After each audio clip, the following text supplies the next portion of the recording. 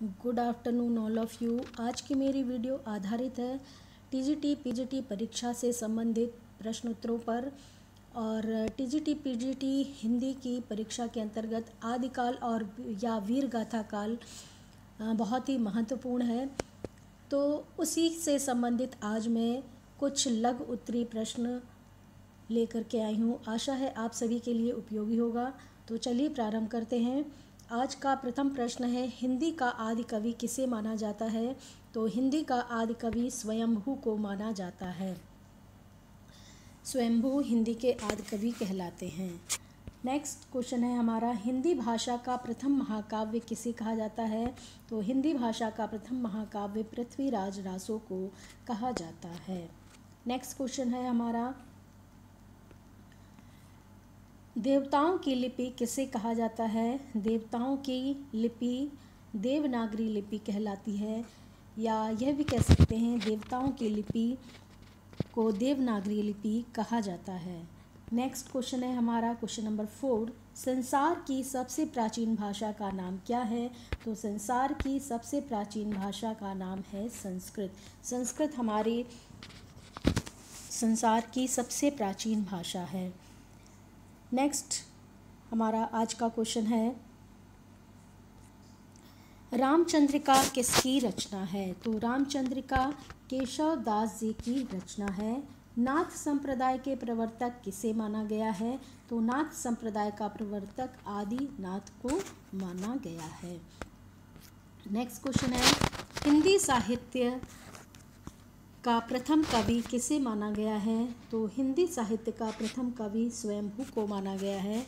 और हिंदी साहित्य के इतिहास लेखन का पहला सफल प्रयास किसने किया था? तो जॉर्ज ग्रियर्सन जी ने हिंदी साहित्य के इतिहास लेखन का पहला सफल प्रयास किया था।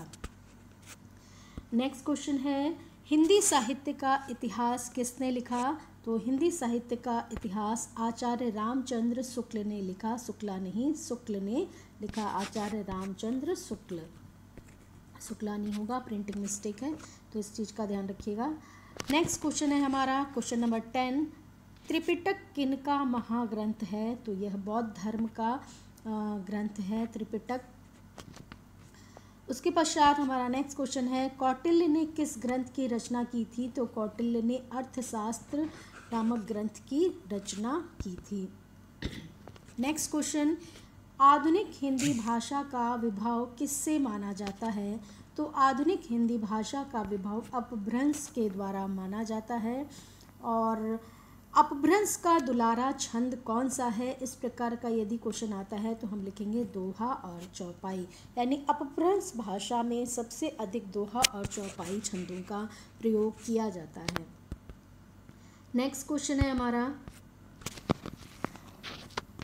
क्वेश्चन नंबर 14, अधिकार का राजनीतिक परिवेश कैसा था? तो यह पतन का था। नेक्स्ट क्वेश्चन, श्रावकाचार किसकी रचना है? यहाँ पर चार इस तरह से लिखा है, जबकि यहाँ पर श्रावकाचार होता है। ठीक है, यहाँ पर होता है श्रावकाचार।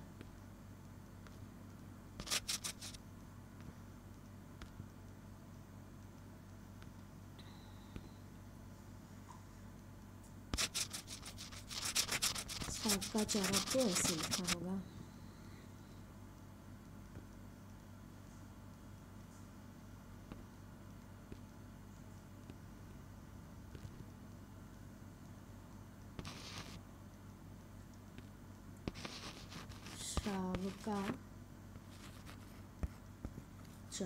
श्रावकाचार होता है।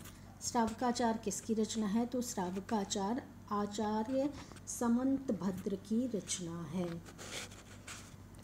नेक्स्ट क्वेश्चन है, महामुद्रा किसे कहते हैं?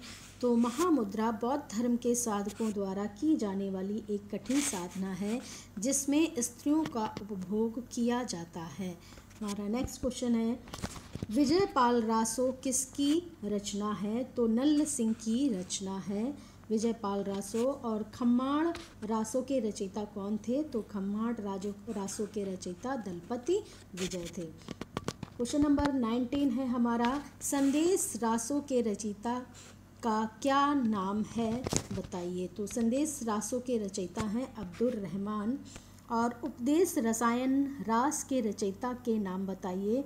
तो उपदेश रसायन रास नामक कृति श्री जिन दत्त सूरी जी ने लिखी थी। तो इस प्रकार आज आप सभी ने आदिकाल या वीर गाथा काल से संबंधित 20 प्रश्नों के लघु उत्तरीय प्रश्न थे ये, उनके उत्तर जाने। आशा है आप सभी के लिए यह वीडियो उपयोगी होगी। यदि आपको मेरा वीडियो पसंद आया हो तो आप लाइक और सब्सक्राइब अवश्य करें।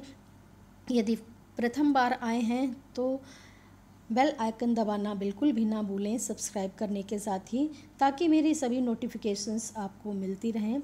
बहुत बहुत धन्यवाद। Stay safe, stay healthy.